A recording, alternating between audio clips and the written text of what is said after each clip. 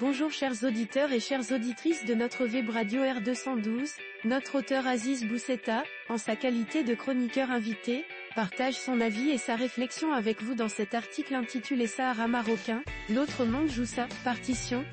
Le voici en podcast pour vous. Aziz Bousseta entame son propos en dressant un constat clair sur l'évolution rapide des événements liés à la question du Sahara marocain de la manière suivante. En relations internationales et en géopolitique, les coïncidences adviennent peu, elles existent, mais elles sont rares. L'article publié voici une semaine par Foreign Affairs, vantant la solution de la partition du Sahara, ne relève certainement pas de la coïncidence, du moins serait-il naïf et dangereux de le penser. De même qu'il serait aussi naïf que dangereux de penser que Donald Trump est fiable, et qu'il se tient à ses décisions. Tout montré prouve le contraire. Mieux que s'inquiéter, Rabat devrait plutôt anticiper. S'il est un constat qu'on peut faire, concernant la question du Sahara marocain, c'est que les choses bougent, vite et beaucoup, depuis 4 ans, depuis le fameux tweet de Donald Trump et l'accord tripartite États-Unis-Maroc-Israël qui a suivi. Dans l'intervalle, Trump est parti, Biden l'a remplacé, alternant en bon démocrate le chaud et le froid avec Rabat.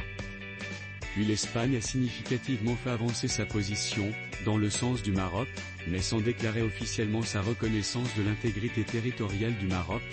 Idem pour l'Allemagne.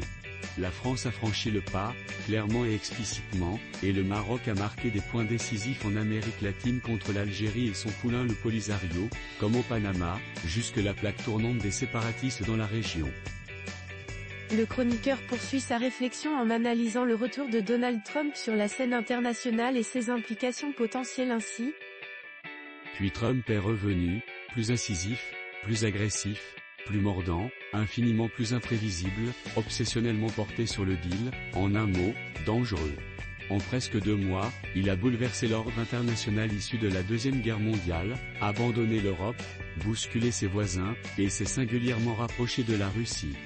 Dès lors, dans tous les coins du monde qui dépendent peu ou prou de la décision américaine, chacun revoit ses plans, calcule et alliances, mène son jeu, active ses relais, fait avancer ses pions, espérant l'emporter dans ce monde où aucune règle ne fonctionne plus et où aucune alliance n'est pérenne ou au moins garantie. Notre journaliste souligne ensuite comment cette dynamique influence la diplomatie algérienne de cette manière. Pour la question du Sahara, la diplomatie algérienne se mobilise, encore plus qu'elle ne le fait déjà. Si, c'est possible. Elle se dit prête à tout offrir à Washington, préférence sur les hydrocarbures, facilités portuaires et militaires, ouverture sur les terres rares, car il semblerait que l'Algérie en est dans ses entrailles. Alger, qui se faisait du sang d'encre pour gérer sa relation historique avec Moscou et entamer une autre, pragmatique, avec Washington, doit ronronner dès aujourd'hui que le rapprochement américano-russe se confirme. Le chroniqueur enrichit sa réflexion en évoquant la position du Maroc face à ces développements ainsi.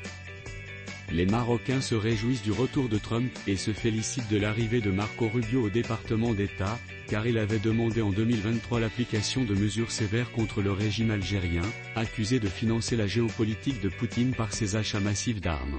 Mais Trump est changeant et Rubio a déjà changé pour l'Ukraine.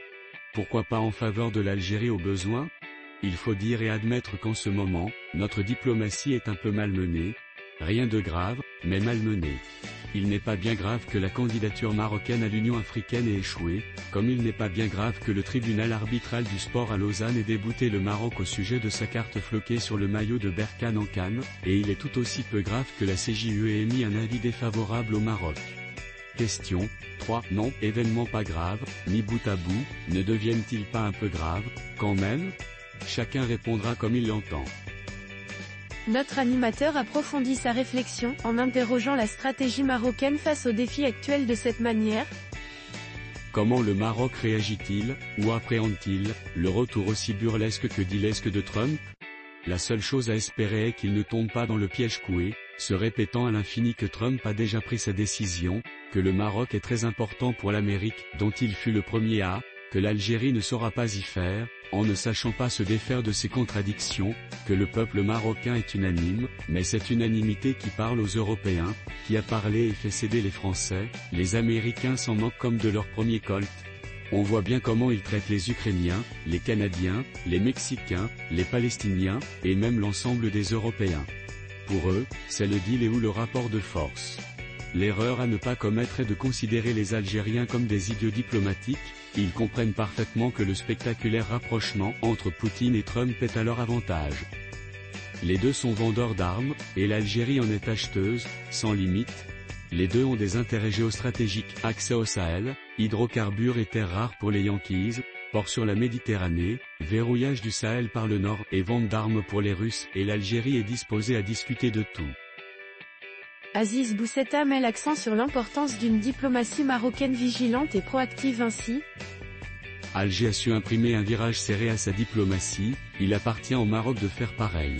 Il est important de comprendre que ce qui se passe aux États-Unis n'est qu'un début, comme l'a dit Trump, car le vieux président compte en réalité moins dans cette nouvelle politique américaine que son vice-président J.D. Vance. Partant de ce principe, il ne faut rien négliger. À ce titre, la visite, même brève, de Xi Jinping à Casablanca, et son accueil par le prince héritier et le chef du gouvernement, prend toute son importance géostratégique. Aussi, la parution de cet article dans l'Influent Foreign Affairs, appelant à la partition du Sahara marocain comme la moins mauvaise des solutions, et à quelques semaines d'une réunion du Conseil de sécurité de l'ONU consacrée à cette question, ne saurait être le fruit du hasard. L'envoyé personne Staffan de Mistura a fixé cette fin d'avril comme une limite à son mandat, si rien de nouveau ne se déclare dans ce dossier. L'auteur conclut en soulignant l'importance d'une diplomatie marocaine renforcée et stratégique. Gageons que notre diplomatie saura se montrer à la hauteur de ce qu'elle a jusque-là été, qu'elle saura activer les leviers qu'elle a toujours eus et qu'elle a toujours su actionner au bon moment, alliance golfique et judaïque, qu'elle saura convaincre les Européens de véritablement s'intéresser à leur flanc sud, maintenant que Trump les a lâchés et que Poutine est sérieusement fâché. Mais, nous l'avons dit, tout le monde le dit, une diplomatie n'est pas seulement un ministère des Affaires étrangères et des lobbyistes, intermédiaires grassement payés ici et là, mais aussi des équipes diplomatiques sérieusement renforcées, une population informée et impliquée, des partis engagés et actifs, et un gouvernement réellement politique au lieu d'un groupe de technocrates taiseux. Dans tous les cas, les semaines qui viennent ne seront peut-être pas décisives pour notre diplomatie, mais elles seront très significatives. Chers auditeurs de la web radio R212, merci d'avoir été à l'écoute de ce podcast, et de partager avec nous ce moment d'échange et de découverte.